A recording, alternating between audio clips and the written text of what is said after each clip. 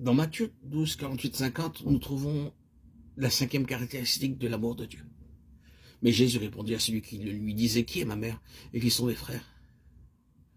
Puis étendant la main sur ses disciples, il dit, voici ma mère et mes frères, car quiconque fait la volonté de mon Père qui est dans les cieux, celui-là est mon frère et ma sœur et ma mère.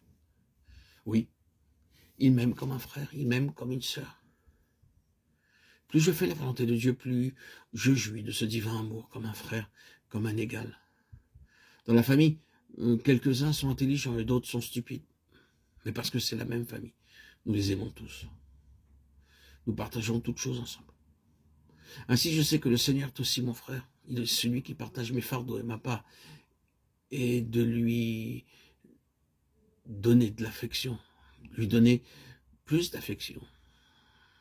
Nous avons tous besoin de frères dans la famille. C'est une famille heureuse, en vérité, lorsqu'il y a des frères et des sœurs qui peuvent partager leur joie et leur peine. Et Christ est mon frère. Sixièmement, dans Apocalypse 1,5, nous lisons ces paroles. Jésus-Christ, le témoin fidèle, le premier-né des morts et le prince des rois de la terre, à celui qui nous aime. Il m'aime comme un roi. Pourquoi avez-vous besoin d'un roi? Vous avez besoin d'un roi pour la sécurité, la protection et pour la guerre. Nous avons besoin de l'armée du roi pour nous protéger, pour nous permettre de vivre en paix. Le Seigneur Jésus-Christ est mon roi céleste pour me protéger de toutes les attaques des puissances invisibles, comme nous le voyons dans Éphésiens 6,12.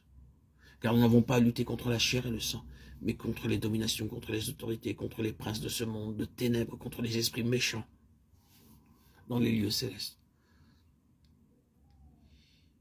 Beaucoup de puissances invisibles méchantes essaient constamment de nous faire du mal et de nous porter tort. Le Seigneur est mon roi céleste et sans que je le sache, il combat en ma faveur pour me protéger des puissances mauvaises. Quand nous disons encore et encore, Seigneur, par la foi, nous nous plaçons sous ton sang, elles sont défaites. Non pas recours à la police ou aux militaires pour notre protection, car nous avons la protection du roi céleste. À cause de son règne et de sa sagesse, je peux croître spirituellement. Comme un royaume et des rois célestes nous aident à vivre dans la prospérité et à développer le pays, de la même manière, le Seigneur Jésus-Christ est mon roi céleste et me rend capable de croître en grâce et en connaissance. Finalement, il m'aime comme un fiancé céleste. Apocalypse 19,7 dit, réjouissons-nous, soyons dans l'allégresse et donnons de la gloire, car les noces de l'agneau sont venues, son épouse s'est préparée. Et aussi dans Apocalypse 21,2, et je vis descendre du ciel d'auprès de Dieu la ville sainte, la nouvelle Jérusalem, préparée comme une épouse qui s'est parée pour son époux. Il m'aime comme un fiancé céleste afin de m'unir à lui. J'ai vu comment, après le mariage, beaucoup deviennent mécontents. Écoutez-moi s'il vous plaît attentivement, supposez que vous viviez en paix, en harmonie depuis 35 ans. Vous prenez une photo et vous la comparez avec celle prise le jour de votre mariage. Vous serez surpris par le changement. Quelle différence avec celle de votre mariage? Le type même du menton et du nez est différent. Il y a aussi un changement dans d'autres traits. Lorsqu'ils ont vécu une union de 35 ans, quelques-uns se ressemblent presque comme frères et sœurs. J'ai eu beaucoup de photos et pour ceux qui sont toujours querellés, vous ne trouverez pas la même ressemblance.